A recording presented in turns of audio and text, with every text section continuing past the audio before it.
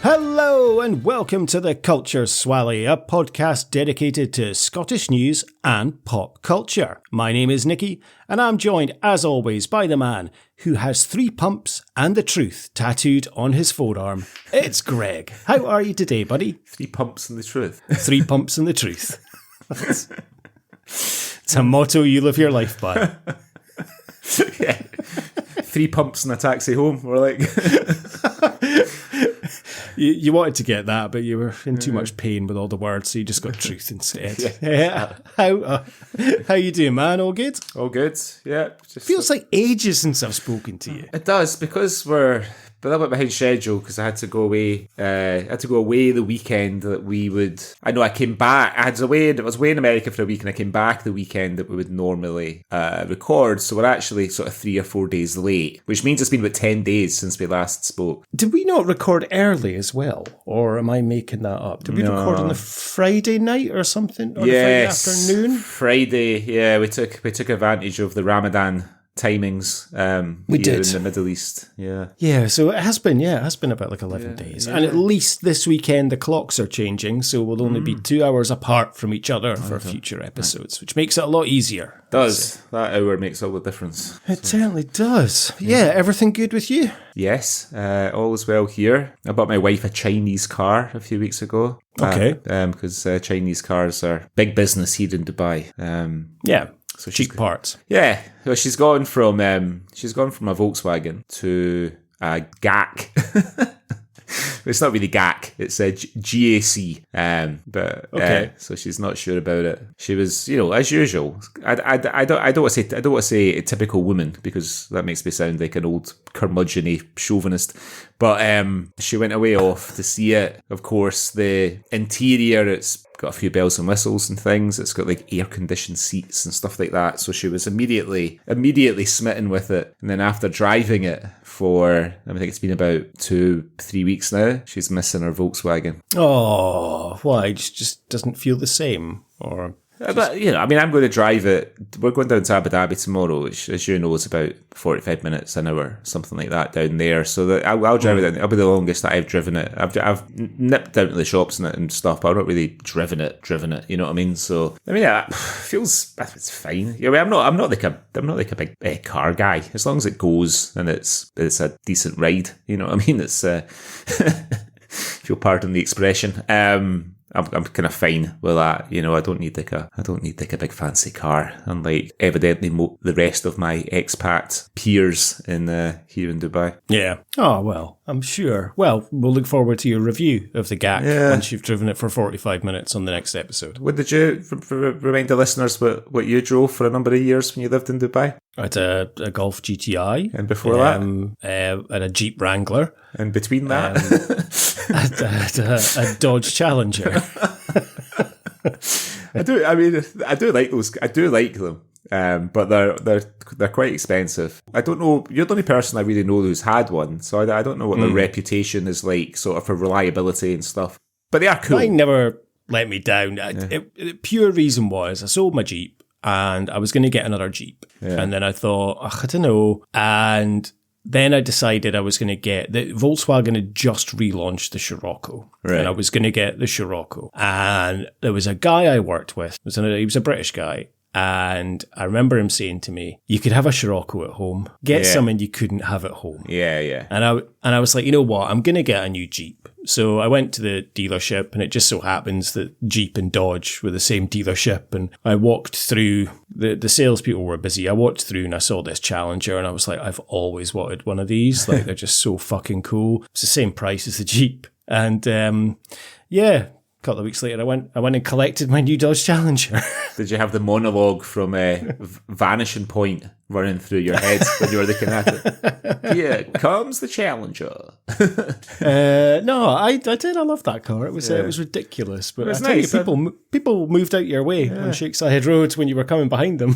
I remember being in it once. There was a guy I knew in Bahrain who had a Shelby Dodge Charger, which is, I think, a slightly bigger model. It was quite nice, but it had like the sort of, the Shelby Cobra logo like everywhere, like on the gear stick. It was a wee bit ostentatious, but it was a nice car. Very nice. Yeah. Oh, missed it. Oh well, never mind. Yes, that's car chat. That's car corner. Confectioner corner, car corner. Yeah. Who knows what we'll come up with in the next episode to chat about. Indeed. In our wonderful intro. Well, it has been such a long time since we've spoken, so should we have a catch-up in what's been happening in Scotland over the last couple of weeks? Cue the jingle.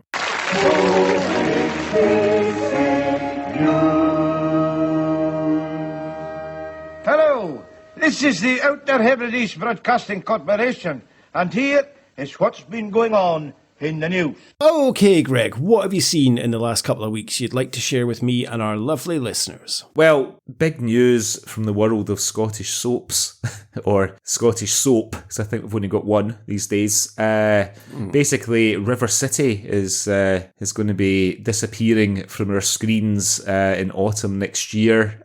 For overseas listeners, River City is, I think, the only Scottish soap opera. I think it's been running for about 23 years, 22 years, something like that. But it's on the BBC, the London-centric BBC, and essentially its days are numbered. So this headline comes from the Daily Record on the 26th of March. River City actors join campaign to save the iconic BBC Scotland soap from the axe. BBC Scotland bosses confirmed that the show will come to an end in autumn 2026 after more than 20 years on our screens. This week, some of the actors and crew impacted by the decision joined local MSPs on the Dumbarton set to support the Save the River City campaign, which has been set up by the actors union Equity. Some of the show's iconic faces, including actor Stephen Purden, who has played Bob O'Hara, also known as Shellsuit Bob, joined Jackie Bailey, Neil Bibby and Pam Duncan-Glancy to back the campaign. Every time I see him, I always remember that night we had in the garage when we met them in Glasgow, and then I saw him the next night in my work with his girlfriend, who obviously didn't know that he was out, and I inadvertently stuck him right in. They held up placards displaying the Save River City message outside the soap's iconic pub, the Tall Ship. The show is set in the fictional town of Shieldinch, but it's actually filmed on a custom set at Lomongate in Dumbarton. Following the announcement that the show will come to an end, Equity, the UK Performing Arts and Entertainment Trade Union, called on BBC Scotland to reverse the decision. Calling the move short-sighted and a disaster for Scottish television, Equity says the move would have a disproportionately negative impact on Scottish performers. Commenting last week, the Equity General Secretary, Paul W. Fleming, don't know why he wanted the initial for his middle name to be mentioned, said, but it's probably because there's a Paul Fleming who's been a member of Equity longer than him, who had the name, so he's had to be Paul W. Fleming. This short-sighted move from BBC Scotland would be a disaster for Scottish television. River City is a well-loved staple of TV schedules. It's a successful Scottish production which should be celebrated, not decimated. Axing River City would have a devastating effect on acting and production roles for Scottish talent. There is simply no equivalent to a regular soap for getting your foot in the door of this notoriously cutthroat industry, especially for the many aspiring actors from working class backgrounds. The regular opportunities and wages simply do not exist in other show formats. Holby City, Doctors, River City, these cuts to members' jobs are being made without a long-term strategy from the BBC. Every penny from those productions should stay in producing scripted drama with significant casts, not funneled into cheap reality or factual TV.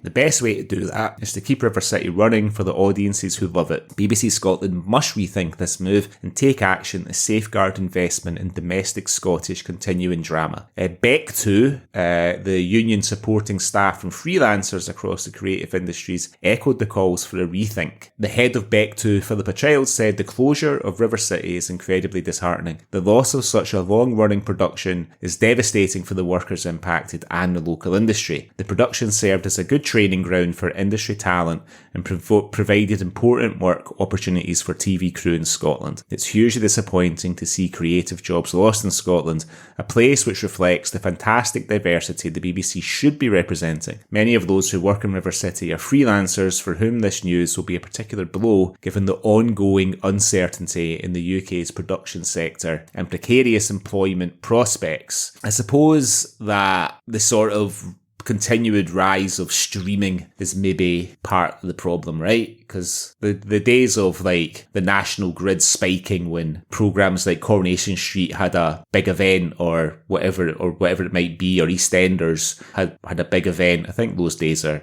pretty much numbered now, aren't they? I think everyone just watches on catch up now, or, you know, I think it is a demise of soaps effectively that I know, like Hollyoaks, if you know, is no longer on Channel 4. I think it's on E4 or something. Yeah. And it was news this week, like Blue Peter's no longer going to be live. It's going to be recorded. And I think there's, I think the big soap events are probably gone now. And there's just too much choice out there, and people will dip in and out, and invariably people will just watch it the next day or something, or watch the main clip on YouTube. So I do think it has suffered a little bit, and it's a huge shame that River City's going. It's an iconic show. It's a shame. I mean, the BBC have said that, you know, it's about value for money for the audience. We're not cutting our drama spend in Scotland. In fact, we'll increase it to around £95 million over the next 3 years. But the Dumbarton lease, I guess the lease on the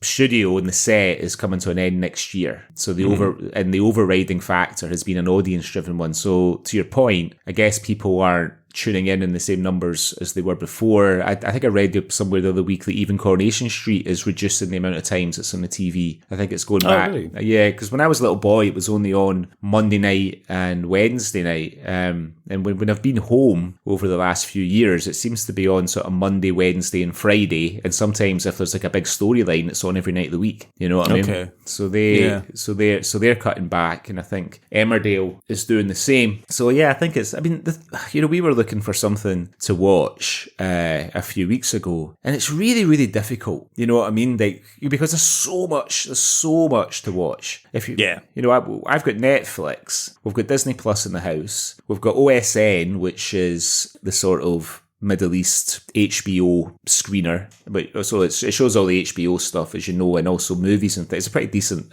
platform. And we've got Apple TV, and I've got that IPTV, and you would think, oh, all that choice, and I'll troll through for hours and just end up watching Bullseye on Challenge or something like that, you know.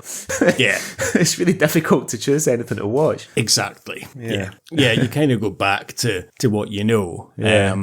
I'm very similar in terms of, I've just finished Severance, the last episode was on this week, and I'm like, right, what do I watch now? And there's too much choice. I've been watching The In-Betweeners again for like the 6th time because it's easy. And it's brilliant. And I still fucking laugh. Yeah. And it's, but yeah, there's just too much choice, I think, nowadays. Yeah. But I was looking, I mean, when I think about River City, obviously being from Aberdeen, I always think of Joyce Faulkner playing Roisin because she was just such an iconic character, and she was always in like the Aberdeen Panto as well. And then I was thinking, oh God, like Lorraine McIntosh was in River City for a long time as well. I've just had a look on the IMDb page, and I am shocked at some of the names of people that have been in River City, and you're like, these are actors that have maybe been, and we've discussed this before on this Swally. Like I read an article, and I meant to send this to you, or I meant to share it on the pod, and it was from like maybe 18 months ago, and it was Matt Costello, and he was speaking about how he was working as a forklift truck driver to effectively like pay the bills because he was in between jobs. And he did get in the fact that he'd been on Wonder Woman 84, of course. Costello always does. But it struck me that that's interesting that, you know, there's nowhere for actors to kind of go in terms of stuff like this. And like, I had a look through there's a list on Wikipedia of some of the actors that have been on River City over the years, and it just astounded me of like some of the names that have been on there. So, like, obviously you have like the likes of Jay Johnson, for example, but then there's people that have been in River City that kind of shocked me, like Andy Gray. I remember him being in River City. Yeah. And then you've got like Eileen McCallum, of course, Lorraine McIntosh, William Ruane. Maurice Roves was in River City, playing Barbara Rafferty's husband. I don't know, I think there was a story arc. John Morrison was in River City. Stephen McCall has been in River City. But Ewan Stewart as well. But the ones that really surprised me was like Simon Webb from Blue was in River City once upon a time. And do you remember Stefan Dennis was in River City for, I think, for about a year? He was in. Fucking Paul Robinson from Neighbours. Yeah, I do remember playing a villainous doctor, I believe, if my memory serves. Yeah, he was. Like, shocking. I mean, Neighbours, pop career, doesn't make you feel good. And turning up in fucking River City. It's incredible. So it is such a shame because we don't really have anything now like that. I mean, what are the actors going to do now River City's gone? You know, Taggart's gone. That used to always be the joke about have you been in Taggart. Yeah. Same, I guess, it's UK-wide. You know, it was the Bill that people cut their teeth in. Yeah. What are Scottish actors going to do now? What are they going to be in if there's no River City? Well, I've sort of said it before. I think it would be, not just tonight, I think it would be great if something like A Play for Today were to come back, you know, because we've covered like some great plays for today that were filmed in Scotland, like Just the Boys Game, Just Another Saturday. You know, I think between Just the Boys Game and Just Another Saturday, maybe half the list that you mentioned just there were in those programs. You know what I mean? And it's a shame that we don't get that anymore, because I think that was also good for creative people as well, because, you know, like a lot of really famous television writers got their start on A Play for Today. Guys like Willie Russell, Peter McDougall, famously. So yeah, I think that would be good. You know, I think that'd be really good to see that come back. But I don't know if that's more expensive than a regular soap or less expensive. I'm not sure. I'd imagine it would be, because obviously you're just filming one-off shows. But surely the BBC would see things like the success of like Inside Number 9. And hey, I think, is it next month that Series 7 of Black Mirror is coming out? And okay, that's not on BBC scale because obviously it's a huge production, but the success of Black Mirror and Inside Number 9 has to show there is a demand for something like this and a need for something like this. It's an incredible format and something that you're right is long forgotten and I think needs to come back. I mean, I've been watching, because like Inside Number 9 sort of started, I think the year that I moved away from the UK. Like I'd seen like the odd episode here and there, but I hadn't really watched it. So I've been working my way through it, and I think it's a good example of. I mean, that's on the BBC and funded by the BBC. And I'm sort of astounded because almost every single episode is really clever. Yeah. And it's, you know, Steve Pemberton and Rhys Shearsmith who write it, who write all the stories and put it all together and stuff. And, you know, they're all very different. But I think it's a great example of what the BBC can do. Because I can't imagine that, there may be some episodes of it maybe be quite expensive, but the Bernie Clifton's dressing room one, I mean, that's just a two-hander of those two guys acting opposite each other like in a sort of village hall. You know, the one with the crackers and cheese. Yeah. You know, so I can't imagine that one would be as expensive as maybe some of the other ones that they did over the years. So I'm trying to think actually, because I mean, I've watched every episode of Inside Number 9 probably about twice, and I would say I think the vast majority of episodes are all in one set and one setting. And it's it all filmed like in a flat or in a dressing room or in a call center or in a train carriage or in a hotel corridor. And they wouldn't be that expensive. You just hire that for a week, film the episode and it's done. It's probably cheaper than building a pub and people's apartments and street.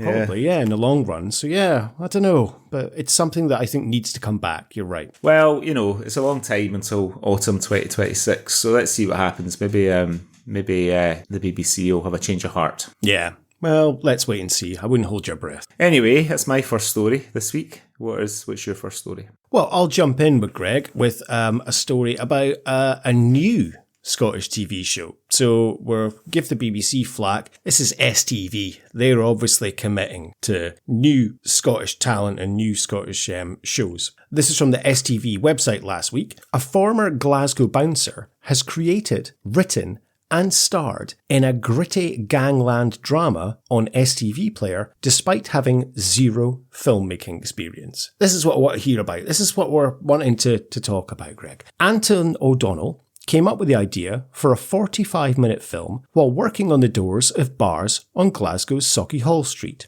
Concrete Jungle tells the story of emerging Glasgow gangster Jamie McGregor, who, when double-crossed in a drug deal, must use any means necessary to repay a huge debt. Under immense pressure from a ruthless underworld boss to recover the stolen money, Jamie turns to his family, the only people he can trust, for help. With just 2 weeks to repay the debt, and a chilling threat to his life if he doesn't, Jamie is forced to carefully navigate a treacherous world of deception and danger with the unforgiving streets of Glasgow as the backdrop. Concrete Jungle has already shot to the top of the STV Player's most watched chart and is the former bouncer's passion project. He had no prior filmmaking experience, and the 39-year-old from Paisley co-directed and executive produced Concrete Jungle himself and stars as the main character. He told STV News, "I always felt shows like The Sopranos and The Wire hadn't been done in Glasgow properly." There's probably a reason for that. The city's got that heart to it. Glasgow was missing something. So he's saying that Glasgow's got the heart of New Jersey and Baltimore to it, like with drug deals and mobsters. Hey, I'm not saying anything about that. I spent many long nights writing away, and I'd watched some of the shows on the TV, and I thought that my idea was better.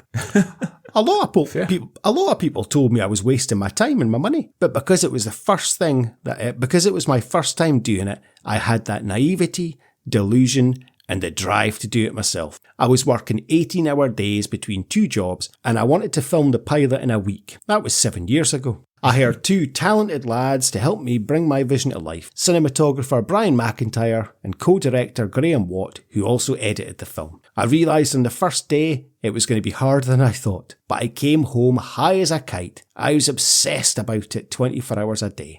The response has been unbelievable. To have the backing of STV Player and to be able to share the pilot with a wider audience is a dream come true, and I hope to continue Jamie's story and make more episodes in the future. Oh, wow. So he's made it as a pilot then? Yeah, it's a 45-minute pilot on STV Player. A TikTok account was set up earlier this month to promote Concrete Jungle's launch, and it is comments describe it as River City meets the Craze, which sounds amazing. I haven't watched it, but I really want to see this show now.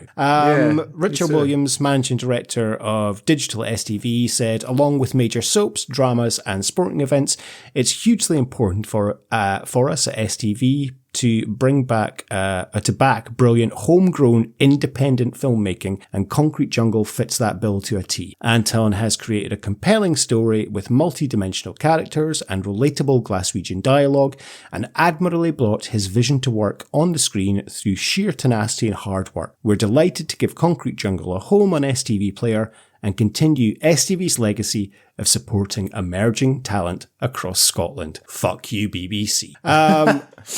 My hat comes off so much to Anton. He has come up with an idea. He says people said he was daft, and that would be people's first reaction, like, oh come on, you're never going to get a TV show made, Anton, come on, stick to doing the doors.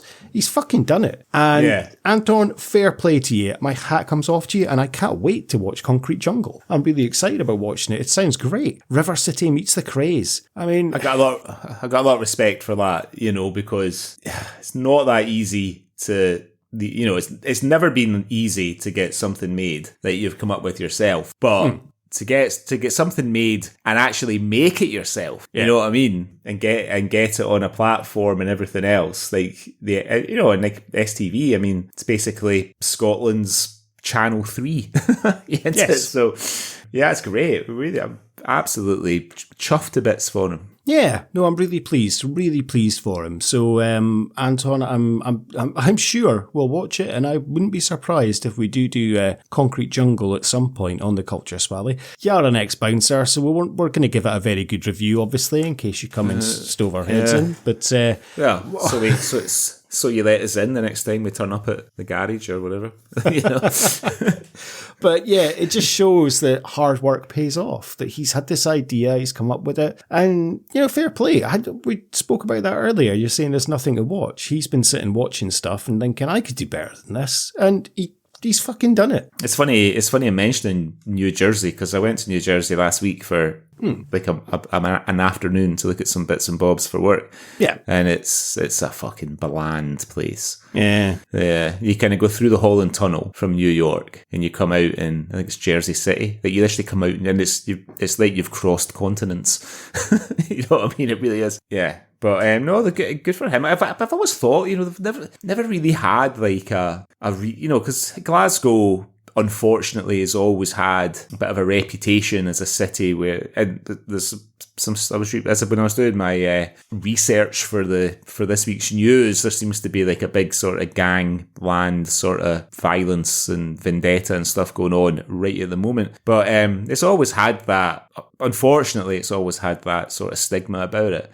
So, we've had like a lot of London-based gangland shows over the years. I think we've even had Liverpool as well, but we've never really had one set in Glasgow, like a proper sort of gangster sort of drama, So, I'm interested to see this. What you'll find is you'll get a lot of, in those English shows, you'll get a lot of Glasgow hard men. I mean, the funniest one, I guess, has to be Brookside, when they had the tough Glasgow gangster Callum, and it was played by Gerard Kelly. Like, that's fucking hilarious, but he was fucking brilliant as it. Like, this ruthless gangster. It was fucking Gerard Kelly. They didn't call them Kelly the Chameleon for nothing. He was amazing. Yeah, you will find. Did he not pop up as like a gangster in EastEnders as well? He might have done, actually. Yeah, I think he probably did. He did some sort of Rami with Phil Mitchell, I think. Probably, yeah. So, nice to know now. Sure he did. But yeah, you always get kind of the Glasgow hard man that pops up in these shows. But yeah, it makes sense to have like a gritty sort of gangster show set in Glasgow, because it does have a bit of an underworld. So yeah, I'm really excited to watch Concrete Jungle. So I say once again, good on you, Anton. The only thing is, he played the villainous Jimmy in EastEnders, and the villainous Callum Finnegan in Brookside. Yeah. 3 years later. The only thing is, right, that, knowing a little bit of people who are very, very, very much on the fringe, I say very much on the fringe of the sort of Glasgow underworld, that if there was if there was a series like that set in Glasgow, these guys would be in the pub going, "Oh, aye, that was based on something that my cousin did that time, and that was that is based on something that I did and my dad did, and all that sort of stuff, and that's probably why it would just be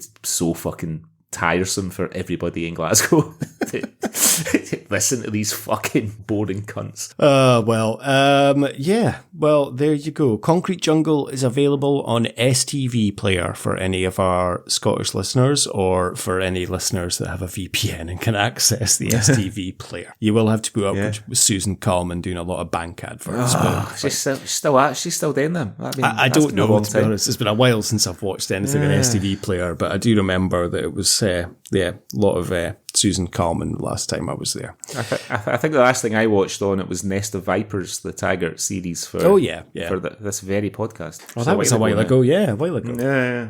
Well, the Bank of Scotland, they're getting their money's worth out of Susan Coleman anyway. Anyway, what else have you seen this week, Greg? Well, from organised crime to petty crime, this story comes from the Scottish Sun. The headline reads, "Hull of a cheek, coked up Scots DJ steals boat and is now begging fans for 10 grand to avoid jail." So this is Martin Dixon. He hauled off the Montauk Boston whaler worth £22,000 from a remote harbour in Fife, and then dumped it without its £6,000 engine. There's a picture of Martin Dixon, and he looks like he lives on the streets. To be quite honest, doesn't look like someone who makes their money as a DJ, put it that way. Last week, a sheriff ordered the 52-year-old, which astonishingly is only 5 years older than I am, to hand over compensation to raging owner Robert Green. But hours later, Dixon launched an online fundraiser. He claimed he needed the cash to keep his drum and bass party bus on the road, and originally made no mention of the bizarre heist. I think I give him 10 grand to take his drum and bass party bus off the fucking road. I can't imagine anything worse. Travelling drum and bass. Dixon said, I have to put my hands out now and ask for some major help, or it's going to be devastating. I've been in court today, and I'm now at the point where the judge is telling me I have 4 weeks to get myself 10 grand together, or spend a long time in jail, 3 years and upwards. My problem is, I never ask for anything in my whole life. I love doing what I do, and I get plenty of thanks for bringing the love to your town or city for all the big events. Robert appealed for help after his brand new boat was taken from the Fourth Cruising Club in Limekilns. He told how he'd only been out on it once before, and he was looking forward to a trip out on the boat with his son, aged 9, and his pal. Look out. But the kids were devastated when they turned up and discovered the spot was empty. Robert said, we worked bloody hard and saved for that boat. We weren't insured, thinking we were safe in the village and thinking the CCTV would be enough. Dixon managed to break the wheel and the engine locks to take the boat. He was caught on CCTV towing it away in a silver Range Rover Sport in the early hours of the morning. Just sell your Range Rover. I'll get you your 10 grand. Cops found it dumped nearby, but without the engine. Officers traced Dixon to his home in Glastonbury after the incident in June 2021. He appeared at Dunfermline Sheriff Court last Wednesday for sentencing after earlier admitting theft. The Courier told how his lawyer, Ian Beatson, I think they've left out the words long-suffering between the word lawyer and Ian there, revealed the DJ has links to Scotland and had been abusing cocaine at the time of the theft. Mr. Beatson said he's completely bewildered as to why he did it. He cannot provide any motivation other than stupidity on his part. He very much regrets it. Social workers suggested that Dixon get unpaid work, which was rejected by Beak Susan Duff. I guess the son means sheriff. Yeah. She postponed the decision to give him time to get a bank loan to cover the compensation. She said, I'm not considering following the recommendation in the report, which is ludicrous when someone has stolen a boat worth £22,000 and left the owner of the boat with a bill of £10,000. Dixon was hit with a backlash after the real reason for his fundraiser emerged. In 5 days, he's taken in just £333 of his £10,000 target. It's still live, but Dixon suggested he was putting the bus up for sale to cover the compensation. He said, I know Matey Boy lost his boat, so it's only fair I lose my bus. Matey Boy! What the fuck? So that's him, Ian Dixon. Honestly, I mean, he looks rough as a badger's arse. So he does. So did he get far on the boat, or? No, he didn't. He put the boat on a trailer and towed it away, ripped the engine out and dumped the boat and sold the engine. It's fucking, I mean, it's hardly a master criminal like act, is it? So what? No. His defence was basically he was coked up when he was doing it. He'd been abusing cocaine. He doesn't know why he did it. He didn't know what his motivation was. I imagine his motivation was to get money to buy more cocaine. Well, yeah, doesn't take fucking Sherlock Holmes to work that one out, you know. I mean, a boat's a big thing to be stealing. There's quite a lot of work goes into that. So yeah, I guess he needed the coke. The owner had been looking forward to a day out in the water with his 9-year-old son and his friend. Well, now that's a sob story if ever I heard one. That's not true. I bet that's not true. Red flag. Yeah, well, I don't know. Anyway, so yeah, that's Martin Dixon. I don't know how he's getting on with his fundraiser. But I can't imagine that it's going to be going very well now after the Scottish Sun have exposed them. But that's what happens. I mean, that's a typical sort of Swally story, isn't it? It's just like ridiculous crimes. It's got everything: a ridiculous crime, drugs, JK, and a poor excuse for covering up your crimes. A JK and like a really funny final sentence where the accused calls the victim matey boy. That is that's a nice little pun at the end. I like that. Very good. I do like that a lot. Anyway, that's old Martin Dixon. What's your next story this week? I had a crap story, Greg, about 3 iconic Scottish dishes at the risk of extinction, but basically it was because I was struggling for anything else to have on the Swally. But whilst I've been recording, I have been looking at the Scottish Sun, and a new story has popped up about... breaking news, then. Breaking news on the Culture Swally. It's not really, but it's interesting to me. I want to cover it. It's about Pat McAfee, who is an ex-NFL football star. And he is one of the co-commentators on WWE Monday Night Raw. And Raw was in Glasgow on Monday night. And it was very well received and very good. So this is from the Scottish Sun about half an hour ago. And the headline is very abnormal. So WWE rolled into Glasgow this week for a huge Monday Night Raw show broadcast live from the Hydro. But something else caught the eye of top star Pat McAfee entirely. So there's a whole article going into his background and about things. So with the days counting down to WrestleMania, they headed to Glasgow for the build-up. The biggest stars, including Cody Rhodes, Seth Rollins, CM Punk, and Liv Morgan were in town. John Cena also made an appearance on his farewell tour. And also appearing was popular broadcaster Pat McAfee. He became a household name in sports media. He retired in 2017 after spending 8 years with the Indianapolis Colts. But he also has a show that he does, the Pat McAfee Show. And this was released, I think, yesterday or today. He's back in America now. Now back in America and hosting his TV program, McAfee waxed lyrical about his time in Scotland's biggest city. However, he couldn't help but notice something he described as very abnormal. That was the fact that he was the only person, despite it being a sunny day, that was wearing sunglasses. On the Pat McAfee Show, he explained, "What a time over there. Shout out to Glasgow. Active city, the sun was shining. Every local person I said, wow, what a beautiful day. They said, don't get used to it. I walked to..." Shut it, you dauber. "I walked around for 4 hours. A lot of people walking around. I was the only person with sunglasses on because I don't think they sell them. There were a couple of people that had these transition lenses, so I saw a couple of those. But I was like 15, 20 minutes into the walk, and I was like, oh, nobody's wearing sunglasses. Like, literally, nobody had sunglasses on, and it was perfect sun. Maybe some vitamins had carried over from the flight or whatever, and I was like, nobody's wearing sunglasses. This is very interesting. I had a 45-minute deep thought while I was walking around thinking, could I find sunglasses right now if I had to? I mean, I'm pretty sure you could, Pat. You could easily pop into River Island or Topshop or somewhere. Well, not Topshop, but I'm sure you could nip in and get some sunglasses somewhere. I don't think it's even a thing, because it's so abnormal, and I guess for it to be such a perfect day, but it was. The city, active, clean, people were very kind. I mean, active, clean? You sure you were in Glasgow, Pat? Like, people were very kind, I'll give you that, but hey, they speak the same language as us, I tell you. But I couldn't understand. Is that true? Were we speaking the same language? I think we were. Every once in a while you hear something and a big laugh in the group.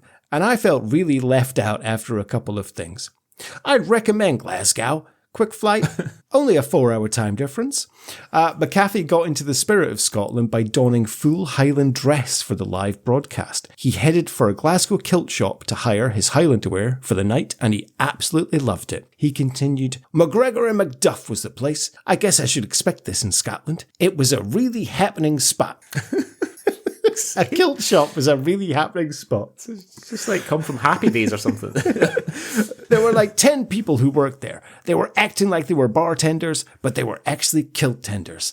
People were coming in and out and trying to rent everything. They gave me all my measurements, sent it to a warehouse, and I rented it for the evening. That thing there, I guess there was a photo up on the screen of him. That thing there, that's called a sparring. And the co-host said, what's in the sack?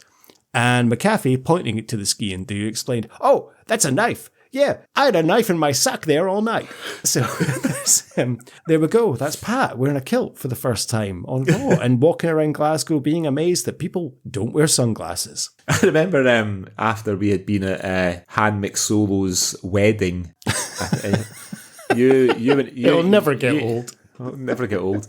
You went off home with your girlfriends, and me and some of the chaps repaired to espionage. And I think everybody must have been in like higher kilts. I don't know if maybe Plava. I don't know if anybody was owning. I don't know if anybody that was with us owned their gear. But my skiing do was a plastic skiing do because I at that time I didn't own my own Highland wear. I do now. And the bouncer was like, he wasn't sure he was going to let me in or not. I had to like show him and say like it's plastic and sort of like stab myself with it in the chest to show him that it was a hired one and it was harmless. But he wasn't a Glasgow bouncer. Like a Glasgow bouncer would fucking have just told me to fuck off, but Aberdeen bouncers a bit more genial.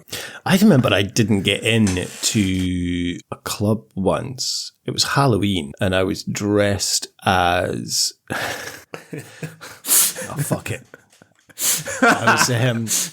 I was me and three other guys went out as the village people, and I was dressed as the Indian, and I had like a headdress, this like waistcoat, like faux suede waistcoat, and I think like some sort of skirty thing. And I had on the only tan boots that I owned, but they were like steel toe caps. And the bouncer wouldn't let me in because I was wearing steel toe cap boots.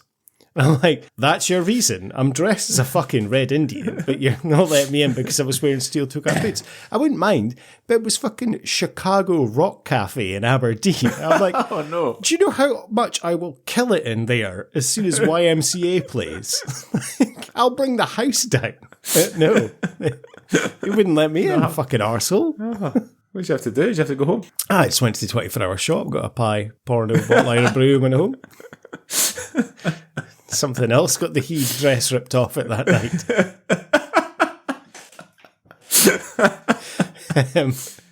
Very good. Shocked at that. Very good. Thank you. Sunglasses in Glasgow. I mean, it was a nice day on Monday in Glasgow. So the sun was out, but yeah. I guess the thing is that, you know, you come to understand when you live in Scotland, you're never quite sure which way the weather is going to turn. So I imagine when you're leaving the house in March, you're probably not expecting a sunny day. I'll bet a load of people who had parked in town were like, oh, I fucking left my sunglasses in the car, and deliberated whether to go back to get them and thought, no, I can't be arsed. So I think it's probably more that pad. We know what sunglasses are, for fuck's sake. I bet there was probably a lot of people walking around with an umbrella in their hand or in their handbag just in case it was going to rain. But as you said, I do love the people of Glasgow when he says, you know, every local person I said, wow, what a beautiful city. What a beautiful day. They said, don't get used to it. It's lovely. Yeah, no. Yeah. Do you know what? Speaking of like sort of winter seasonal wear, do you know what I saw in America last week that I don't think I've seen for fucking years? I saw a muff. Oh my God. Oh wow. I saw a lady's muff. You know the things that they put their hands in? It's like a sort of furry tube. Like a furry tube in it. Yeah. Just in case there's some Gen Zers on the call and the listening that don't know. Yeah. Wow. What were they doing with their muff? Just keeping their hands warm. Just walking around with their muff out. Just walking around, muff on display for all to see, hands stuffed in it. It was quite blustery in New York last week. It was quite chilly, and I only had like a Harrington jacket. I did not pack sensibly. Neither I did, but very good. Well, there's Pat and what he thinks of Glasgow. So there you go. If you're going to Glasgow, pack your sunglasses, listeners. Yeah, and your muff. And your muff, yeah. Take your muff, just in case. You can never be too careful. Okay. Have you seen anything else this week, Greg? No, that's all the news. Okay. Right. Well, before we go on to what we're going to be talking about today, let's have a little word from our sponsors. You get the car you like at the price you like from the people you like at Taggart's. It's got Scotland's premier motor group. Okay, Greg, so it was your choice on this episode of the Culture Swally. So why don't you tell us what we're going to be talking about today? So this week, I've picked a movie. I've picked the highly acclaimed from 2018 Wild Rose, directed by Tom Harper, starring Jesse Buckley, Julie Walters, and the aforementioned Wonder Woman 1984's Matt Costello, Janie Godley as well, the late Janie Godley, and for some reason, fucking whispering Bob Harris. Wild Rose is the story of Rosalind Harlan, just released from prison, with big dreams of country music stardom, not country and western. She needs to reconcile with her mum and her children as she struggles to establish her priority, whether it's aspiring musical success or reconnecting with her family. So I remember this when it came out, and I remember a lot of people talking about it and saying how good it was, and I was surprised we've not done it before, actually. Massively successful movie as far as the awards go. Jesse Buckley got nominated Best Actress at the BAFTAs. The song won the Critics' Choice Awards. The Scottish BAFTAs, it won Best Feature Film. Jesse Buckley won Best Actress. The British Independent Film Awards, it won for Best Music. Even the Hollywood Critics Association gave Jesse Buckley Best Breakthrough Performance. So like a big deal. And although quite a few of the kind of leads in the film are not Scottish, including Jesse Buckley, who plays Rose, very much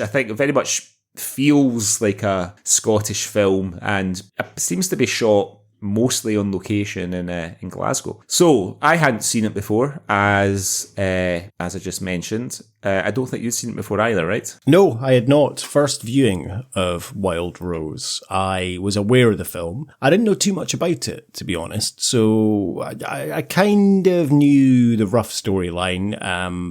It kind of passed me by, but I was aware of it. But no, my first viewing of it, I wasn't sure.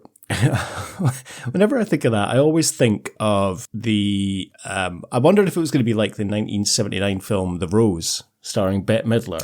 You ever seen that? Like, I remember my uncle had that on Betamax and used to watch it. I mean, that's kind of based on the story of Janis Joplin, but it was obviously nothing like that. But first time watching it, I enjoyed it. I did enjoy it, despite not liking musicals, because it's a musical, but it's not like in a Sunshine on Leith musical. It's more not like a break into song. No, Blues Brothers. It's more like Blues Brothers, or more like a God Help the Girl type musical. Exactly. The music serves a purpose rather than to advance the storyline. Yeah. I did enjoy it. It was a good film. I thought it was a good story, very well acted, liked the music, I liked a lot of the actors in it. It almost felt a little bit Ken Loach light to me in a way, like a kind of diety Ken Loach film, like almost like a Sweet 16 kind of feel, much like the last episode we did The Girl in the Picture, which felt like Diet Forsyth. It felt a little bit like Diet Loach. Also like The Girl in the Picture, I fucking hated the main character. I hated her. Yeah, I am forced to agree with you. I mean, I wouldn't go as far to say as I hated her, but she is quite difficult to root for a lot of the time. Until maybe like the last sort of 15 minutes or so. She's quite difficult to root for, and so Jesse Buckley, I knew of her. I had seen her in Chernobyl, but I didn't really know her very well. Mm-hmm. She's not from Glasgow. She's from Northern Ireland. Her accent slips occasionally in some of the more emotional moments. But I was looking into her, and it led me to her first appearance on TV, which was in essentially a talent show that the BBC ran about 17 years ago called I'd Do Anything. Mm-hmm. And when I saw that in her Wikipedia, I thought, that sounds like some sort of desperate kind of talent show thing. But of course, I realised that they were trying to audition for someone to play the role of Nancy in Cameron Mackintosh's revival of Oliver. Yeah. So I ended up when I finished work today, I ended up watching sort of like skimming through the last episode of I'd Do Anything. Oh, wow. Right? Okay. Where the winner was announced, and Jesse Buckley was in the last two.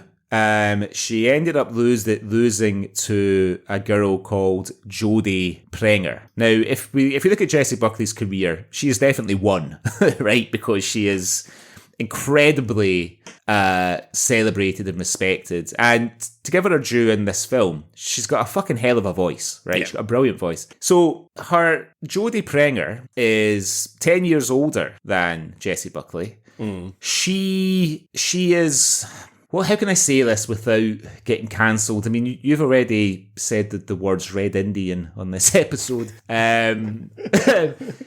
She's sort of buxom. Okay. Is that fair to say? Yeah. Fuller figured, curvy. As Nancy should be, having been in Oliver. Right. As Oliver Twist. Nancy should be a buxom girl. The judges on I'd Do Anything are Lord Lloyd Webber, Cameron McIntosh, who also famously is the originator of Les Miserables, Denise Van Outen, who I've always liked Denise, and John Barrowman, right? Who had got himself into all kinds of trouble over the last few years and we're not likely to see him on the telly anytime soon. It's clear from the expression on Cameron McIntosh and Andrew Lloyd Webber's face that they really want Jesse Buckley to win, right? But obviously it's an audience phone-in. Okay. So like they don't decide who wins. The people at home decided. And the people at home picked Jodie Prenger, right? Denise Van Outen, consummate professional, applauding, managed to get a tear in the eye and everything for her. Jesse Buckley, as you'd expect, very, very gracious in defeat. John Barrowman, again, professional, at least on camera, at least. Lloyd Webber, he didn't quite do the Pete Waterman of walking off, like he did when Michelle McManus won Pop Idol. But he didn't look very impressed. Oh. So then, when I read about the programme, apparently Cameron McIntosh, now bear in mind, this is 17 years ago, and, attitudes have changed. But apparently during the programme, Cameron McIntosh was quite vocal about the fact that he thought that Jodie Prenger was too buxom to be his Nancy. Okay. But yeah, it's been years since I've sort of watched a programme like that. The BBC did it to get a Maria for The Sound of Music and I think a Joseph for Joseph and Technology. This was the last one they did. I think, because Denise Van Outen ended up marrying the guy that won the Joseph one. Right. And then, but they're broken up now because he was up to some dirty business with some other young ladies, apparently. Yes. So for her to come from there, she really, I don't think, apart from Chernobyl, and I saw a little bit of a film one night when I was in the hotel and I was flicking through the channel. She was in a hotel with Olivia Colman called, I think, Nasty Little Letters or something like that, like quite a recent film. I only watched a wee bit of it. I didn't watch it all. But she's clearly very, very talented. But coming back to your point, that whole sort of rough diamond thing, it wears a wee bit thin. You know what I mean? I said hate. Hate's a strong word. I don't hate her. Much the same as I didn't hate Alan in The Girl in the Picture. I liked Alan. I find it hard to root for him. Yeah. I find it really hard to root for Rose. Like, I'm just going to list what I've written down here. And okay, spoiler if you haven't seen it, because I'm going to go through everything here. She shows absolutely no remorse for what she's done. And until the very, very, very fag end of the film, I think. Yeah, it's too late for me by that point. She spent 12 months in prison away from her kids, and she feels that she's hard done by, but she shows no remorse for what she's done, got her into prison. She doesn't seem to give a shit about her kids. Okay, until later, yada yada. Yeah. Or her mum.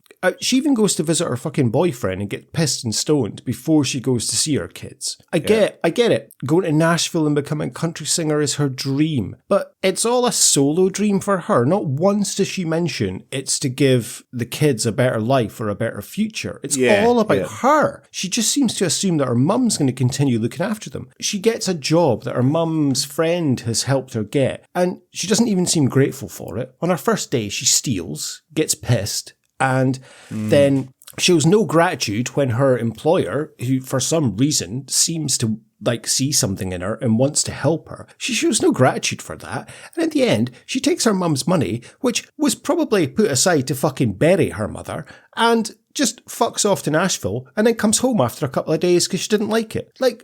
Fuck off. At the end, I felt oh, I'm so glad she's done it. No, I was for fuck's sake, I was annoyed that she did it in the end. No, she's not a likeable character. Nothing against, I will put this, just to say this, obviously, there's nothing against, Jesse Buckley's performance is incredible, and she is fantastic, but the character of Rose, I don't like at all. I mean, I wasn't quite as triggered as you evidently were.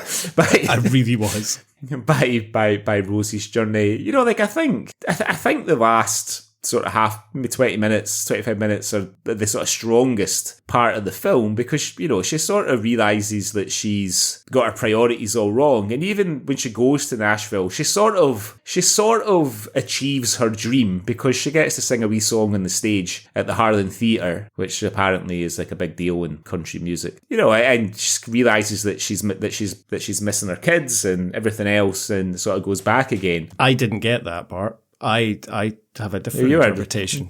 Too busy fucking kicking the telly over, clearly. So, there's a degree of, I guess the kind of message is, be careful, whilst you've got your eye on your dream, don't take your eye off what's right in front of you, because maybe that's all you need. Maybe everything you need's right here, that kind of thing. I suppose that's the sort of subtext. But yeah, I mean, because with the character, although Jesse Buckley, as you say, plays the character really, really well, there's something a bit contrived about it. And I was trying to, because as I was watching it, I was kind of thinking, well, I feel like I've maybe seen this story before. Maybe through a slightly different lens. I couldn't quite put my finger on exactly where I'd seen it before, but a lot of it felt really familiar. You know what I mean? The journey that Rose goes on as a character, and people's attitudes toward her and everything else. And when she goes to London to meet Bob Harris, and she's on the train, and she's on the cans with the boys in the buffet cart, and then her jacket and her bag go missing, although I notice she's wearing a jacket again later on in the film, and all that, and you're just for fuck's sake. And then she manages to run from, I assume, Euston Station, having never been to London before, with a map to where the BBC radio offices are, which I don't know if it's Shepherd's Bush or Victoria or somewhere like that, and make it in and everything else and stuff. And I'm just I kind of feel like this is all... And when you think that things are going to go really wrong, you think that she's not going to make it to meet Bob Harris, and she does. You know what I mean? When she's out late and she's rushing home because she's got to be in for her tag curfew, you think, oh, she's not going to make it, and she just makes it just in time. You know what I mean? And all these other things, and it's all a bit kind of, well, there's nothing really original here. I think if it wasn't for the fact that the cast are really, really good. And I think they're all really good. I think Julie Walters is really good as her mum. She has a really good Scottish accent. Yeah. Jamie Sives, even though he's not really in it very much, is good in it. Sophia, is it Okonedo? Yeah, is good. And even the sort of smaller parts. Even Janie Godley, I mean, she's in I think her credit is barmaid. I don't even bother to give the character a name, but she's great in it as well, in the small bit of time that she's there. I think, in less in less sort of skilled hands, I don't think this film would have been as successful as it was, because I don't think there's really anything all that original. I think maybe the only original thing is the ending, because she doesn't achieve her dream. Maybe that's where the originality comes in, perhaps. It is a film that you wouldn't want to watch if you've got anxiety, because it is quite an anxious film, because something seems to go wrong for her like every 5 minutes. Each set piece, something goes wrong for her. But then you have to look back at these things, much like you're saying, she gets her bag and her jacket lost or stolen from the train. Yeah. She has to run back because her tag's not there. Something else happens. It's all her fucking fault. It's all her doing. It's her fault that these things have happened. So I find it difficult to sympathise and to be anxious of, oh God, I hope she makes it home before the tag goes off. Well, she shouldn't have sat in the pub getting pissed, should she? I find it really difficult to like her. And these things are building up and building up. Like I say, exactly as you said, like she gets her jacket back. But it's just, I find it really difficult to kind of root for her in that way. She seems so self-assured and so full of herself, there's only nobody else in this whole country knows country music apart from Bob Harris and me. That's it. Oh, fuck off.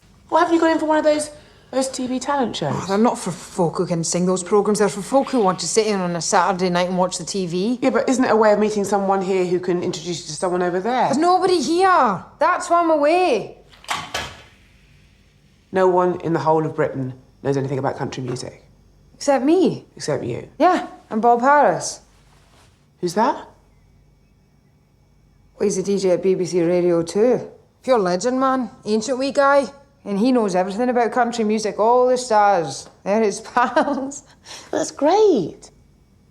That's who you need to write to. And when you're saying, in terms about going to Nashville, I interpret it as a completely different way. She went to Nashville and she was... What was she expecting? Like, she's going to step off the plane and suddenly be discovered. Like, it's fucking 2018, not 1952. Like, surely she cannot be that naive that she thinks she's just going to make it straight away. Like, we also have this invention called the internet. Like, she could have surely planned ahead, maybe booked some open mic spots, sent in demo reels or something. I found your interpretation completely different. I found her going to Nashville. I didn't think she gave a shit about her kids and thinking she missed her kids. I found it as she was like, oh, this is too difficult. There's too many people here. I'm never going to make it. And okay, she sings on the stage, gets hiked out by security. I took it as she's like too lazy to try and make it there. Okay, you're right. At the end, she does justify herself because she's obviously started to learn to play the guitar. She's written one song. Well done, you. Have a fucking Mars bar. But I really didn't interpret that as her missing her kids. I realised that she realised this is too much hard work. I can't be done with this. I can't be arsed. I'll just go back home. Yeah, I didn't see it that way. I think it's difficult to root for her when she seems sort of hell-bent on ruining her own chances. She doesn't really, you don't get the feeling that she really shows gratitude in a very healthy way to begin with. She's like, towards the end, she's much more sincere, I think, and much more genuine. But earlier on in the film, like when Suzanne is helping her, I wouldn't say she comes across as entitled, but she doesn't really react like you would expect somebody to react to someone making a gesture like that for her. Well, yeah, because I mean, like, Susanna helps her to record the video to send to Whisper and Bob, and she doesn't seem that arsed about it, really. Yeah, and even the sort of crowdfunding thing that she tries to do for her, which obviously it comes after her wee boy has lost a fight with a wardrobe, but she's still determined. At least initially, she's still determined to go and do the kind of garden gig. Well, because she has to, because she's got to get to Nashville to better herself, fuck her kids. And that's the sort of turning point, I guess, for her when she has she seems to have a bit of an epiphany that actually she's making the wrong choice. Yeah, that's fair. She takes her kids to the beach, whoopee, Mother of the Year, and then fucking hell. Julie Walters gives her burial money, and she's like, okay, see you later. I'm off to Nashville. Like, I'm sorry, I just didn't get that. Yeah, Buckley, amazing performance though. I cannot take anything away from that. Great singing voice, and the music in the film, great. I mean, there's one original song which we'll come back to later at the end. Interestingly, mostly covers. I have to admit, I have had "Country Girl" by Primal Scream stuck in my head all fucking week since watching this, because it's the opening song. Is that not a cover of "Country Boy" by the Charlatans? No, but they changed the name to "Country Girl" instead. No, because "Country Boy" by the Charlatans is "North Country Boy," whereas Primal Scream's "Country Girl, Take My Hand." Yeah, of course, totally different song. Yeah, that's a good song, the Primal Scream version. I'm not like the whole country music. Like I like Johnny Cash. And I've always liked a lot of Johnny Cash. And I wouldn't even say everything of Johnny Cash's, but I really like the last sort of few albums that he did when he did the covers. He did a 9 Inch Nails cover, and which, when you see the video, I think it came out just after he died, and it's actually quite emotional. The video for it, and he does a cover of, I think he does a cover of Red Right Hand by Nick Cave, and so I like the fact that I like the fact that he was a bit of a character when he was famous, and and all that kind of thing. But it's kind of country music otherwise. And I think there's a type of country music that seems to attract these kind of weird people. And Careful. We see a little shade. I don't know. There's something weird about someone from Scotland, shall we say, putting on a pair of rhinestones, like a guy from Scotland putting on like a pair of rhinestone boots and a plaid shirt and a cowboy hat, and going down to the Grand Ole Opry and line dancing and all this kind of thing. I don't know. I just feel it's always just seemed a bit weird. What's wrong with that? What's I mean, hey, it's not my scene, but I don't see what's wrong with that. What's different from that from a guy wearing black t-shirts and eyeliner and hanging out in a graveyard? There's nothing. Well, it's something that someone enjoys. I do not see it that way. I think it's because country music it's so American. Country music, it's so American. Even though I think it's the sort of mythology of country music, as it was like the first people to play it were Scottish immigrants. So maybe it's as Scottish as Totty Scone. I have no idea. But and it's the whole Nashville thing and all that stuff. It feels just like so American and so white American as well. You know what I mean? I don't know. I just always found it a bit problematic. It comes in waves, though. I think there's no escaping it, and it's something that's always been kind of part of us. Like, when we were kids, I think my mum listened to Dolly Parton, and I mean, everybody loves Dolly, though. Yeah, of course, everyone loves Dolly, a fucking icon. Yeah. But she's an international Willie trend. Nelson, and I think if you think about even when we were kids. Like, well, you had Billy Ray Cyrus. I was going to say Rednecks. Billy Ray Cyrus. And I guess you couldn't really count him as kind of country. He's country-ish, though, really. But then... He's pretty country. Through to, like, Garth Brooks. He was big. Oh, remember? Yeah, but he was fucking huge. hate Garth Brooks. And then even through to, like, people like Keith Urban and Blake Shelton and Tim McGraw. Nowadays, and Carrie Underwood, like country music's had it's always kind of a huge kind of thing. And of course, in Johnny Cash, famously, I'd like to point out, not a felon. He'd been in jail a couple of times, never convicted of a felony, but Rose does say that he was a convicted felon. He's not. However, Rose, you are convicted of a drug conviction. Not quite sure how you got into the US. But anyway, so... Just a bit of poetic license. Bit of an oversight there, but yeah, let's wait and see. No, I've never been a big country fan. Oh, Kenny Rogers, of course. Kenny Rogers, he'd be country, yeah. Just not my vibe. Like sort of Glenn Campbell, guys like that. Yeah. Just Not my jam, country music. I'm afraid. I've seen you dance to fucking Shania Twain on Espionage dance floor. I'm pretty sure that is not true. No, unless I was dancing with a young lady that I was hoping to get a kiss and a cuddle with at the chippy there. I've seen you shaking your booty to "That Don't Impress Me Much." Well, we won't talk about what I've seen you shaking on the Espionage dance floor over the years. I was thinking about that. I was thinking about that the other day. I remember, I think I mentioned to you, right? We were out, you and I, probably our mutual friend, and as was our wont in those days, sort of checking out the young ladies in whichever pub or club we were in. And I remember saying that there was one that I thought looked nice, getting a bit of static because clearly my companions did not agree, and I said she had a nice smile. Oh, I yeah. got the absolute cunt ripped out of me for just because I was mature and sensitive, and you two were like, "Bruh, bruh." And I was old heart of a poet, sensitive Greg. I could definitely say our mutual friend was never. You're doing him a massive service there saying that. It was like, ooh. Neither, I don't agree. Neither have I been, actually. Neither would I have been like, grr.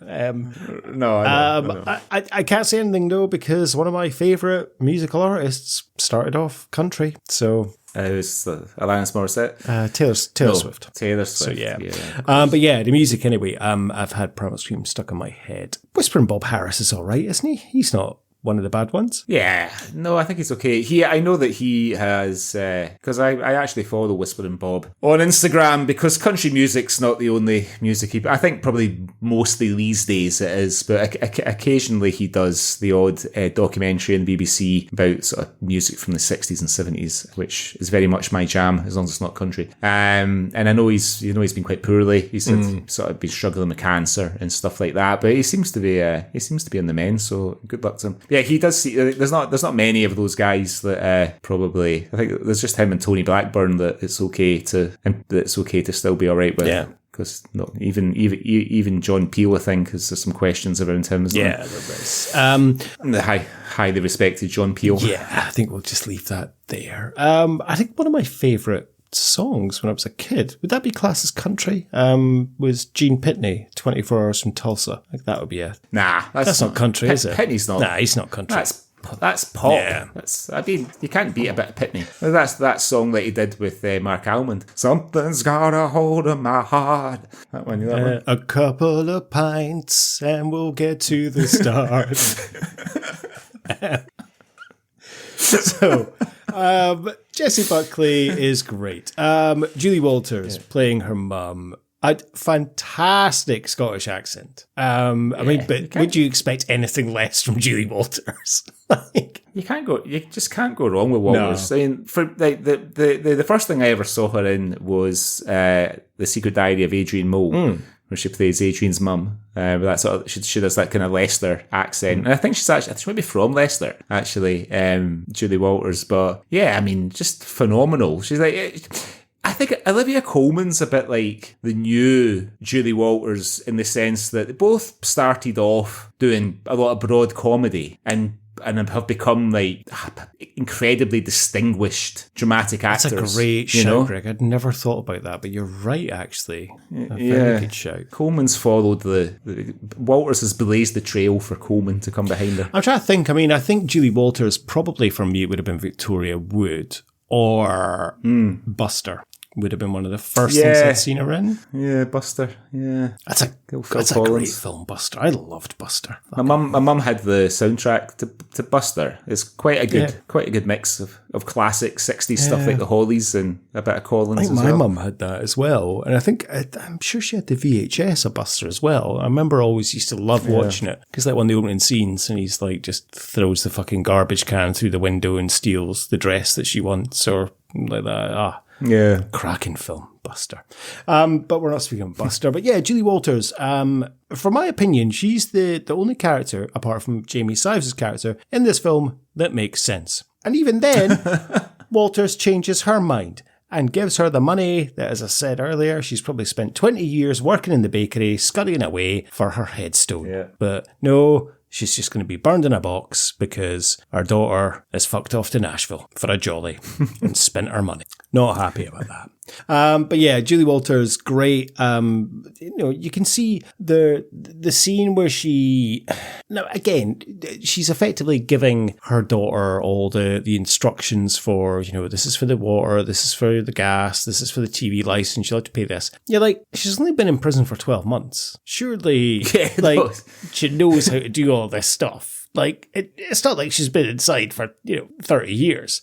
Yeah. But yeah. The pain in her, it's because I had written down, like, she does not give a shit. She's like desperate to get rid of these kids, to pass them back off to their mum and get her life back. But there's a beautiful scene where she's walking along kind of the balcony bit, and you can see the pain in her face of thinking, fuck, how's she going to get on? But how are the kids going to get on? Wonderful performance that she really cares for those kids. And then when Rose offers them, promises them a pizza night, and then just decides to go and get pissed in the Lauriston instead, and comes home and the mum says, what happened to pizza? And takes the kids out for pizza. You're like, she has the kids. That's her main focus, which is what Rose's main focus should be. But no, it's about getting to Nashville. Yeah, for sure. Yeah, she's really good in it, Julie Walters, and a really good Scottish accent. I have to say, very, very good Scottish accent. I don't think it's quite. I mean, that house looks like it's supposed to be Priest Hill on the south side, but the house that Julie Walters lives in looks like the houses on Cumbernauld Road in the sort of East End, up towards up to in the sort of the Gartharmlick sort of direction, top of Denniston, to me. So she doesn't really have the accent of somebody who lives in that area. However, Louise McCarthy, who lives next door, is perhaps her character is perhaps more typical of that part of town. She's good. An actor who's in this, who I think I don't really understand why he's in it, is Craig Parkinson. And unless that role was bigger and it's been cut down, I've no idea. Like, I couldn't find anything in my research to suggest that. But Craig Parkinson's a fucking great actor. And I'd done a lot. This is after Line of Duty. And he's got 2 little short scenes. And they could have just got a Scottish actor to play his part. You know what I mean? And Mississippi Tundra is his stage name. I agree. Craig Parkinson first came to me probably in Teachers, and then it's popped up in quite a few things. Line of Duty. He's got a great podcast, actually. Not that I should be promoting other podcasts, but he does a good podcast where he interviews other actors and stuff. And very good actor. And I was really surprised when he popped up in this tiny little role. I can only presume he was maybe in Glasgow for a couple of days and did something. Maybe he's friends with maybe mates with Tom Harper or something like that. Probably could be. Something. Because I'd imagine like all those scenes in the Grand Ole Opera were filmed like on the same couple of days. So it would have been like a day's work for him to do that. Yeah. He was in a really good thing about 15 years ago called Whitechapel. I don't know if you ever saw that. Yeah. It had the fucking poshest named actor in the world, Rupert Penry Jones, and Phil Davis, like brilliant English actor. And basically, I think the first series, it's somebody recreating the crimes of Jack the Ripper, and the second series turns out that Reggie Cray had twin boys who were raised in secret, and Craig Parkinson plays like the new Cray twins, which was a bit of a stretch for me. The Jack the Ripper series was quite good. I think what's his name? He's in the very first Black Mirror. Plays the Prime Minister who has to shag the pig. His dad was a famous actor. I know who you mean. I can't think of his name now, but I know who you mean. It was in an episode of Inside Number 9 that I watched the other night as well. So I think he was in it as well. It was pretty good, but the second and the third series didn't really do it for me. A bit strange having him in this little blink and you'll miss it role. And you mentioned her a couple of times, but Sophie Okonedo as Susanna, a wonderful character, so lovely, generous, nice, takes Rose kind of under her wing, and Rose does what Rose does and fucks her over effectively. But not fucks her over, but I mean, she does abuse her trust. I mean, the first day she's tanning Jamie Sives' whiskey collection and shows no gratitude, in first... Yeah. When she gets her the audition the meeting with Bob Harris, she buys her a first-class train ticket. The first thing out of Rose's mouth isn't, oh, how can I pay you back? It's like, I hope you're not expecting me to pay you back. And come on. And then just gets pissed on the train and gives bacon rolls to all the football fans. Oh, thank you very much. What, first class? I hope you're not expecting me to give you the money for that. Oh, gracious as ever. There you go, just in case. Oh, God. Thank you. Fucking, this is fucking me off the blocks. Right, I'll see you when I come back. Yes. It's such a shame because she's so invested in her and seems to really like her and wants to help her. She's fair in terms of when she says, Rose effectively asks her for money and she says, look, I'm not going to give you money, just drink tap water instead. And it's horrible. Rose, I would be like, fuck off, you're fired, get to fuck. But she sees something in her, wants to help her, wants her to better herself, despite the fact she doesn't even know by this point that she's a single mother of 2 kids, but she still wants to help her and wants to help her achieve her dream, and Rose just doesn't, just self-destructs, really. Yeah, there's a bit of a suggestion that isn't really explored with Susanna's character that, that maybe she's got a few unrealized dreams of her own, you know what I mean, that she's kind of put behind her because she's got her kids with Jamie Sives, but it doesn't really, there's a bit of a suggestion of this, that her and Jamie Sives used to, love the single life in their little flat on Clydeside, wherever the fuck that is. I gotta tell you something, if you've got a flat next to the Clyde in Glasgow, you're probably doing alright, because they're fucking expensive. And there's perhaps a degree of vicarious action in helping Rose get to realise her own dream, you know what I mean? And of course, Jamie Sives, only in a couple of scenes, but fantastic as her husband. He's really good, isn't he? And I genuinely thought, when he stops the car, I thought, he's going to try and come on to her. And of course, that's what Rose says as well. And when he effectively tells her to fuck off, like, I don't want you anywhere near my kids, my wife, my home, I fucking applauded. And that was my favourite part of the film, when he just basically puts her in her place and tells her, I know what you did. I know it was the drugs. Yeah. Fuck off. Do your little concert and get to fuck. And I was like, yes, finally, someone's fucking seen through her shite. I love, there's a phrase that he uses that is such a Glasgow phrase when he says, I know you've done the jail. I've not heard that for fucking years.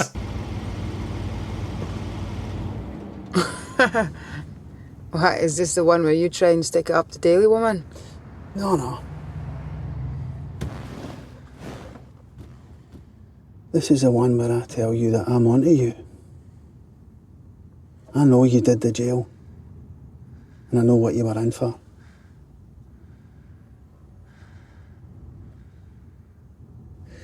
Susanna's bought into whatever it is you're selling, and I'm not about to take that away from her now. But I don't want you anywhere near my kids, so... But see tomorrow? Sing your song, get your money, then you're gone. Yeah, he's really, really good in it, Jamie Sives, for all the time that he's on the screen. Yeah. He's not in the concert at the end, is he, watching her on stage? No, he's not. No, definitely not. No. I think he's stuck to his guns. He's a man of conviction. He certainly is. So I guess, the concert at the end we're spoken to. So I have to admit, okay, because Bob Harris, who is fine, he does say to her, do you play, do you write? And she doesn't do any of that. And I guess that maybe is her realising that she doesn't do any of these things. She only sings. And, that's a good point, by the way. She's doing, I'll come back to this.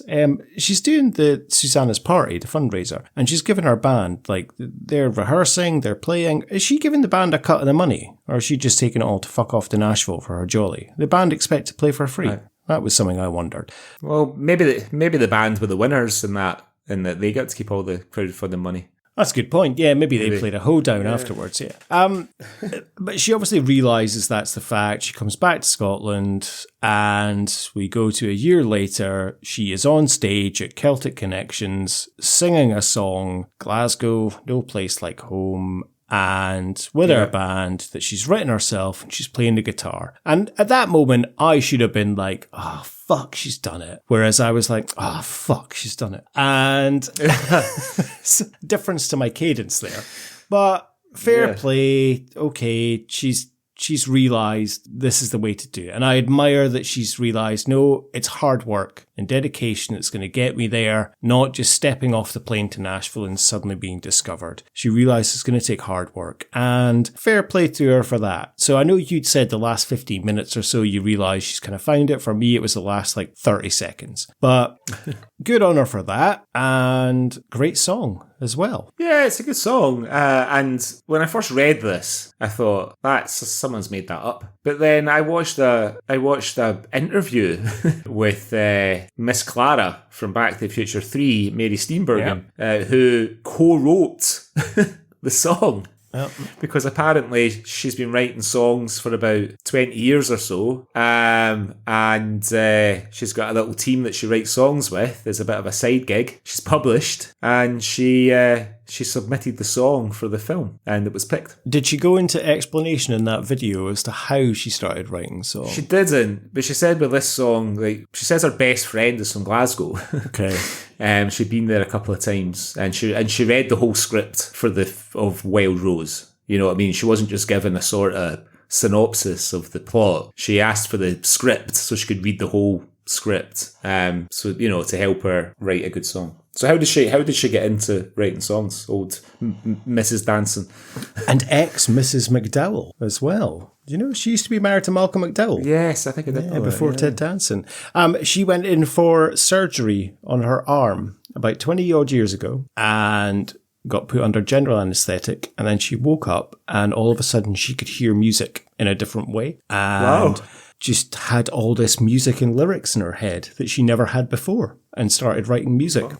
So, yeah. Wow, fancy. Bizarre. It's a great story. Yeah, it's a great story. I mean, it's a nice positive thing for general anaesthetic there. But yeah, amazing story. And I was amazed. I was like, it's not actually the Miss Clara, is it? But yeah, turns out it is. So, yes, indeed. Yeah, fantastic. So, yeah. But, do you think it's time to put Wild Rose through our Swally Awards? Is this because you're worried that your computer's going to back in again? Yes, I do.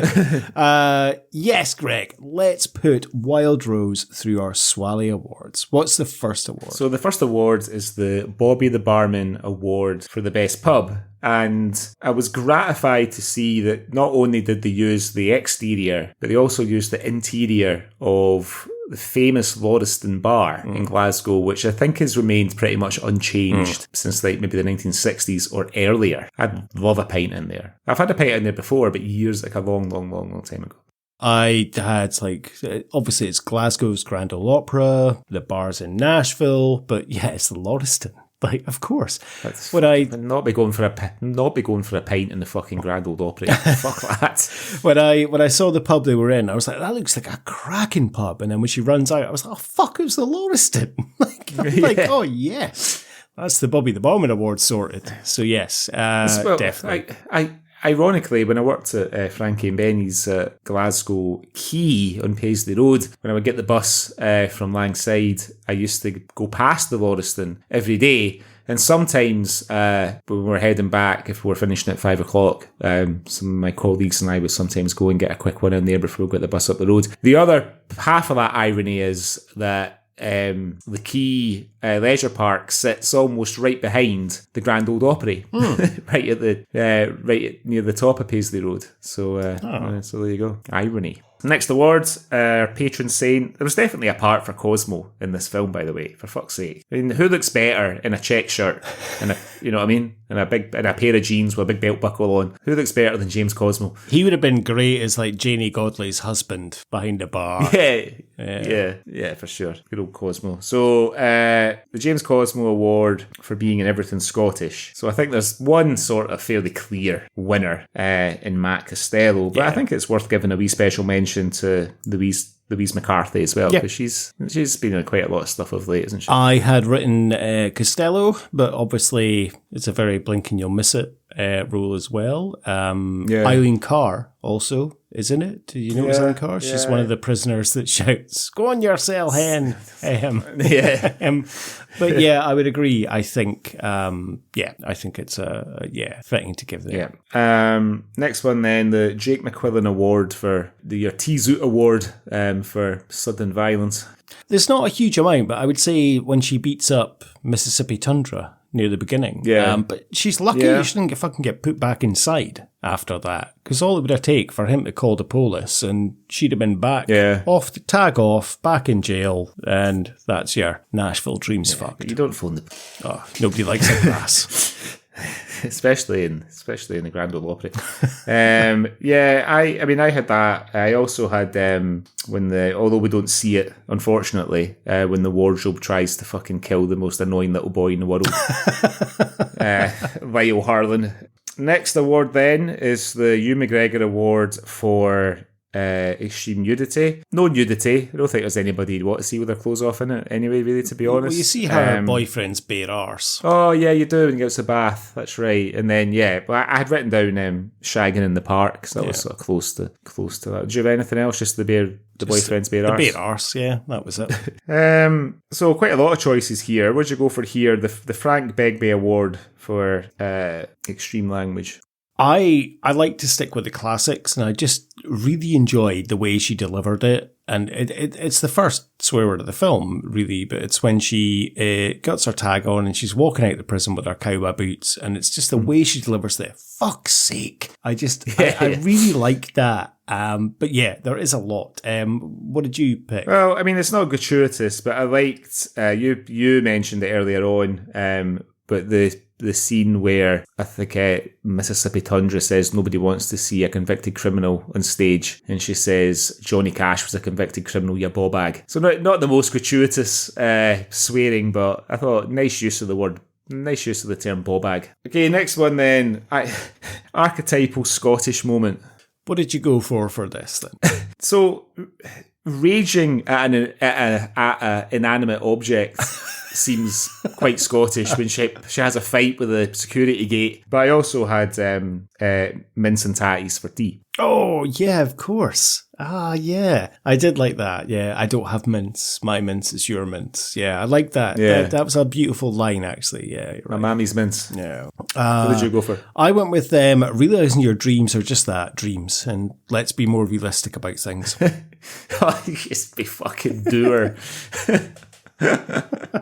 Yeah, I suppose there is something. We're not the most optimistic people collectively anymore, are we? To be honest. It's either that or obviously Celtic connections would be a big thing as well. But realising your dreams are just that, dreams. Just fucking knuckle down to get that job at the bakery and fucking sort yourself out. Well, you see, when you spend thousands of years getting it right up the arse from your English neighbours, it will take away your sense of optimism. And then lastly, who the Big Tam Award? Who wins this for you? Look, I hated Rose. I said earlier, hate's a strong word. I did. I really fucking disliked Rose. Jesse Buckley has to win it. She's incredible. Like, she's so good. Amazing performance, amazing voice, delivers it so well. Yeah, can't take that away from her. I don't like the character, but yeah, Jesse Buckley for me, without a doubt. Yourself? Yes. Yeah, the same. I mean, the absolutely same. The thing is, like, Jesse Buckley's story, her journey is almost a more compelling one than Rose's, because she's, she's grown up in a fairly musical household, although I don't think her parents were like professional musicians, but she's she's gone to RADA. She's appeared on a fucking Saturday night talent show, albeit maybe one with a touch more class than the X Factors and the Britain's Got Talents and the Voices and stuff like that, but sort of gone on to become a really distinguished actress and musician. She's got an album out with Bernard Butler that I downloaded. I'm gonna have to give it a listen. I'm gonna give it a listen because she does have a phenomenal voice. But like, that's what a fucking great story that is. She's not even 40 and she's fucking God. That is not a conventional road to the sort of success that she's achieved, and sort of high expected to be like an Oscar winner at some point in her future. So fucking good on her, I say. Yeah, definitely. Anyway, so that was Wild Rose. It's pretty available anywhere you want to watch it. If you want to pay for it, you can find it on Apple. You can find it on Amazon. It might be on Netflix, depending on where you live in the world. If you don't want to pay for it, there's always fucking Pirate Bay. I'm sure you'll find it on there. So, Wild Rose was my choice. If I'd known how fucking triggered it was going to make you, might have thought twice. But that means that it's your turn for the next episode. So, what are we watching over the next couple of weeks? I'm going to stick with a musical theme for the next episode, Greg. We're going to have a musical month. Don't like the sound of this. Oh, well, I'm going to take us forward a year to 2019 when the film was released. But the film is set in 1994 in Livingston, when best friends Jono and Spanner are going to a rave for the first and perhaps the last time together. Starring Christian Ortega, Lorne MacDonald, Laura Fraser, Brian Ferguson, and Stephen McCall. We're going to be looking at the 2019 film Beats. Oh, I might have seen this before. It's in black and white. If you've seen it. No, maybe not. There is also, just to make you aware, listeners, and to make you aware, Greg, there's also an American film about hip-hop, which was also released in 2019 called Beats. So, just to make clear, it's a black and white Scottish film about Jono and Spanner going to a rave. It's not about drugs in hip-hop in America. But yeah, 2019's Beats. It's on Daily Motion if anyone wants to watch it for free. Brilliant.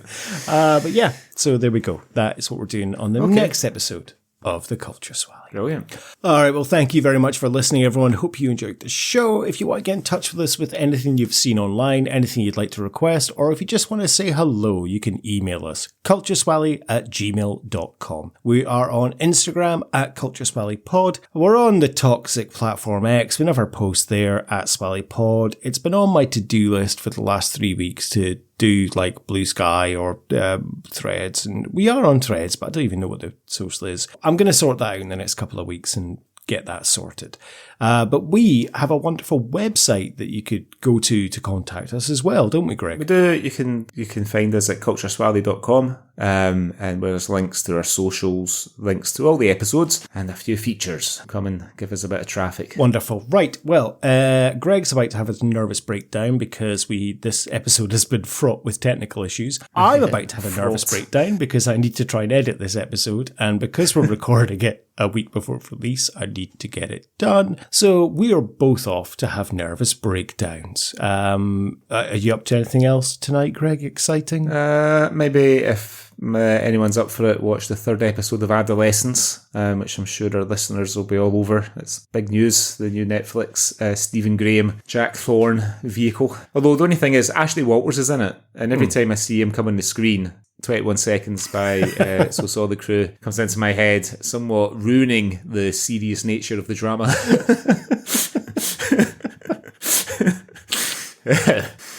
I'm sure a lot of people our age have that issue as well. I'm sure. Yeah, I'm sure they do. Yeah. Oh, well then. Wonderful. And have a lovely evening until next time. Until next time. You served 12 months for attempting to smuggle a package of heroin into Corntonville by throwing it over the perimeter fence. I didn't know it was heroin. But you were reckless as to what the package contained. Well, if you mean was it off my face and didn't ask what was in it, then aye. I had kids and everything and they'd put me in jail. It's pure ridiculous. And that's what my advocate said at the time. It's not my fault. Well, whose fault was it? Well, it was the judges, obviously, for giving me the sentence.